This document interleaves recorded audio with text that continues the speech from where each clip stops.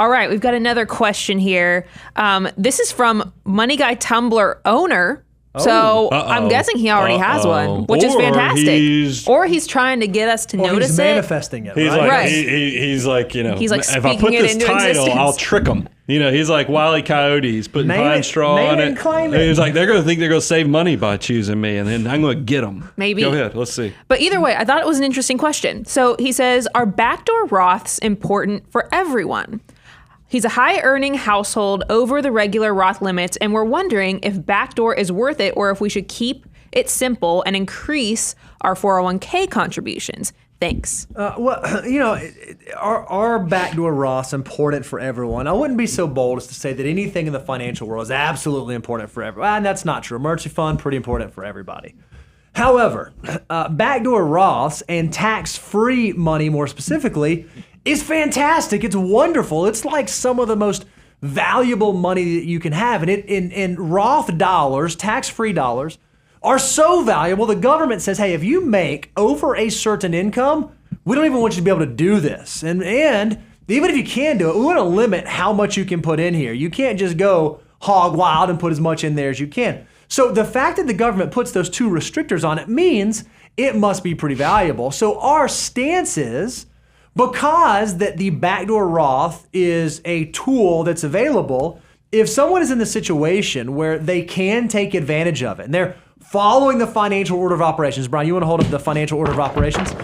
It's a step 5 item, right? Like a lot of people think, oh, okay, Roth IRA, HSA, that's a step 5 thing. I would argue that backdoor Roths for my higher income folks is also step 5, assuming that your account structure will substantiate it. For those of you who don't know, the backdoor Roth is just this idea that if you have no other IRA assets, you don't have SEPs or simples or IRA rollovers or anything like that, and the only IRA that you have is a traditional IRA and a Roth IRA, you can contribute up to $6,500 if you're below 50 to a traditional IRA, not take the tax deduction, so it's an after-tax contribution, and then you can then convert that $6,500 to Roth, and you can do it tax-free, assuming there are no other IRA assets that would come into the pro-rata rule. Well, if you are at the stage of life and you're following the financial order of operations and you have the income to do that, I think, my opinion, it's crazy not to take advantage of that, because if you are higher income,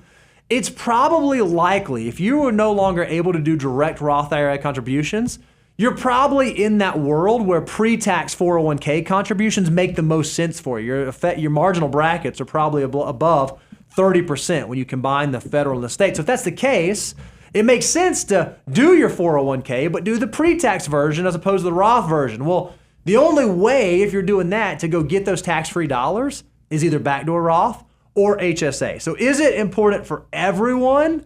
I mean, I just love tax-free dollars. Yeah, I think they're great. I think it's very important. I do want to draw attention to the pro-rata rule, because, you know, that is something that you touched on. You said the word, but a lot of people don't realize, because I had even a friend we've been trading texts back and forth, and he was like, good news, I found out I can still do the backdoor Roth even with a simple IRA.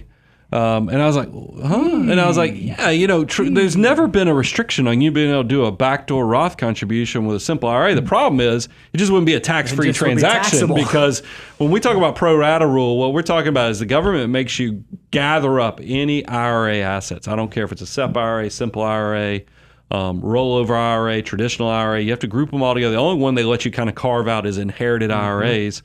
But if you have any of those IRA assets, they say, yeah, anybody can do a Roth conversion strategy, but you're going to have to pro-rata the basis and the taxability of this by those. That's why usually this strategy only works well if you want to make it tax-free by people who don't have any of those IRA assets. And the easy way to get rid of those IRA assets is to roll them into 401ks, 403bs, other things that are different code sections of the IRS and those qualified plans. But here's why, getting back to the questions from privileged Tumblr owner, Money Guy Tumblr owner, whatever his witty title was, is that you're high income. So that's going to also lead to high tax rate, high tax situation. So that's why it's like Bo said, you're going to probably want to favor those tax favored things like, getting the deduction now because you're hopefully going to be in a lower tax bracket in retirement. But when you start paying a lot of taxes, you're going to be like, that's that government. And you're like, I want to be a tax-free millionaire. Yep. I'd love to be a tax-free millionaire. Is there any way I can be funding assets to a tax-free account? And then you remember, those guys were talking about not only can I load up my 401k and stick it to the man by lowering my taxable income legally with this employer retirement plan, but I also, because I don't have any other IRA assets, I could go contribute to a traditional IRA and then convert it to a Roth completely tax-free. Yeah, let's do that so I can get some of that tax-free millionaire status.